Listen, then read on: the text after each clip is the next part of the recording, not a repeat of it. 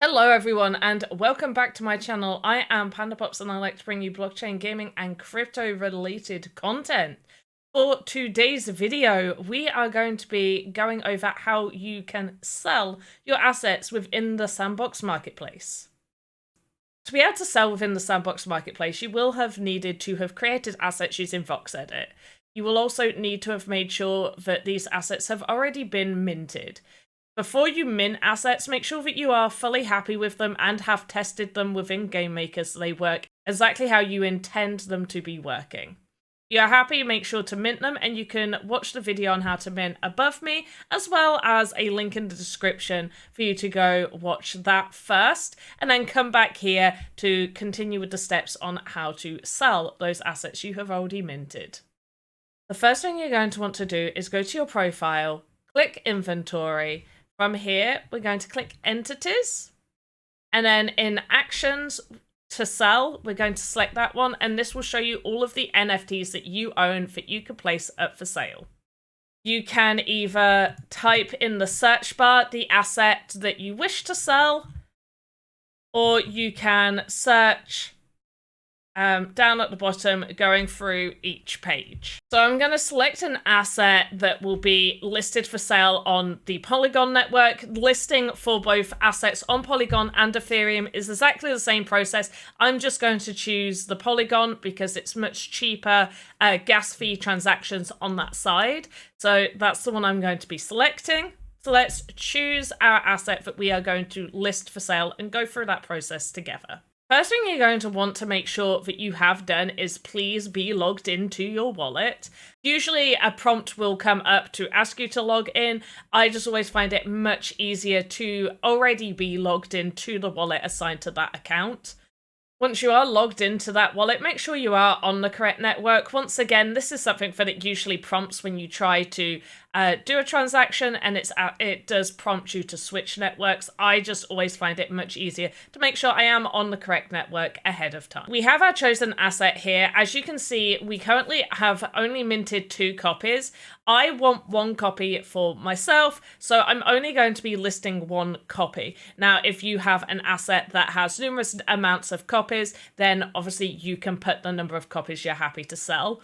One really important note that you do need to remember, especially if you are creating assets that you want to sell but also want to keep for your own experiences, you want at least 1 asset per experience that asset is going to be placed into. So if I had an NPC character and I had minted 10 of those, but I have 3 experiences that will use that character, I need at least 3 of that minted asset for myself.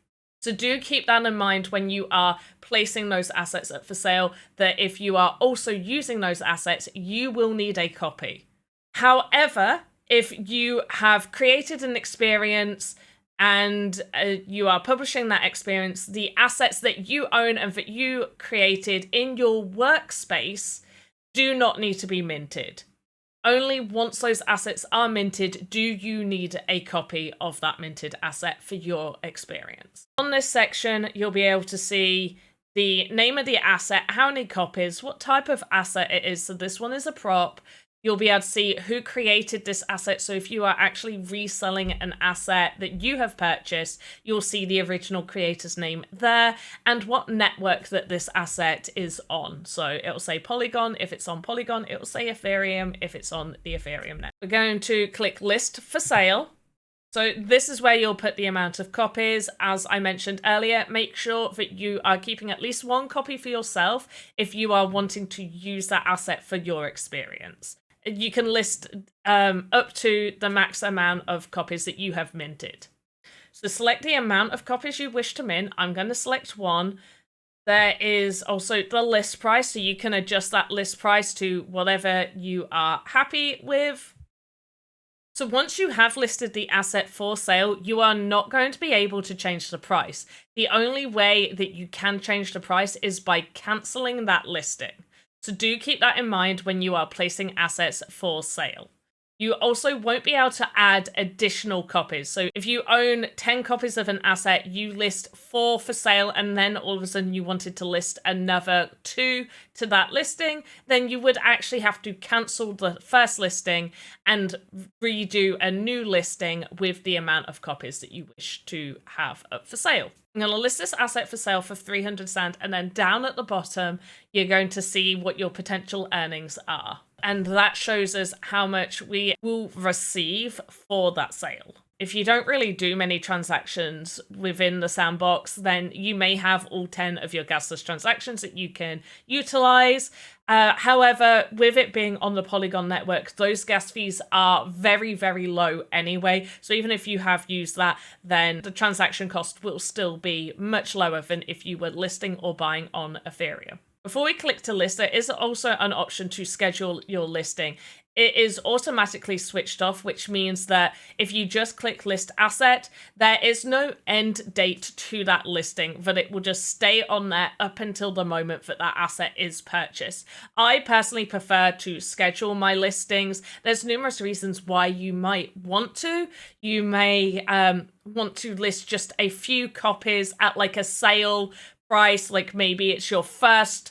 Another one is maybe you only want an asset to be on the marketplace for a set amount of days. So once we toggle that schedule listing on, we have some drop-down menu options. We can choose to have the listing for a set amount of duration, so whether that's 1 day, 3 days, a week, a month, or we can actually fully schedule it by going to custom. We can actually select a start date, which may be useful if you have a collection coming out and you want to schedule that for in a week's time. You want to have all of those come out in a week, ready for when your experience comes out.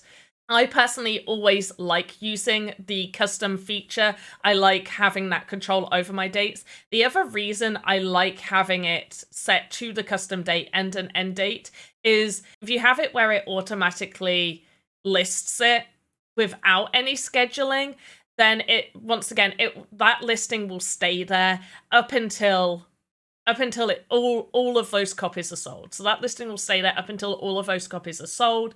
And if you need to cancel that listing for any particular reason, maybe you want to do a different price for it, maybe you don't want to sell like one of the copies anymore, you've realized actually you need that copy for another experience idea that you've got, then it will have a transaction fee to cancel that listing.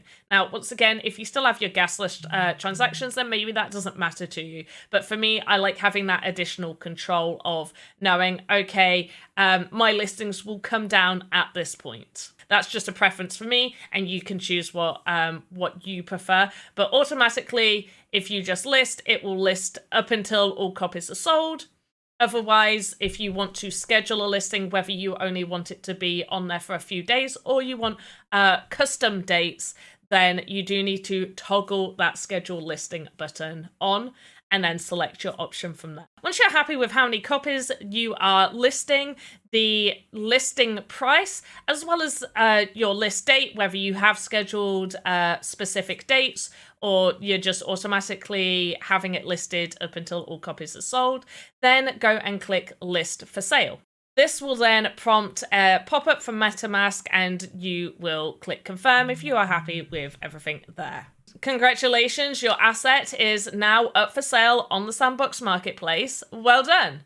So now you should understand listing your assets within the Sandbox Marketplace and sort of the limitations that may be there, whether that is needing to cancel that listing if you need to add more copies to it, if you need to change the price and all of that, you will need to cancel that listing and then relist with all of those amended details.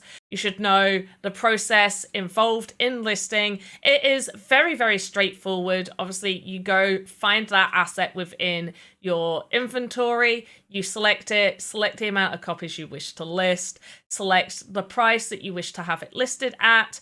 You can either schedule days or you can keep it listed for the whole duration until it's sold out. And then you click list for sale and you are done. I hope you enjoyed the video. Don't forget to like and subscribe, hit that notification bell so you can be notified when I upload brand new videos. Check out some of my other videos at the side to me right here. Have a good morning, afternoon, evening, wherever you are in the metaverse. Goodbye.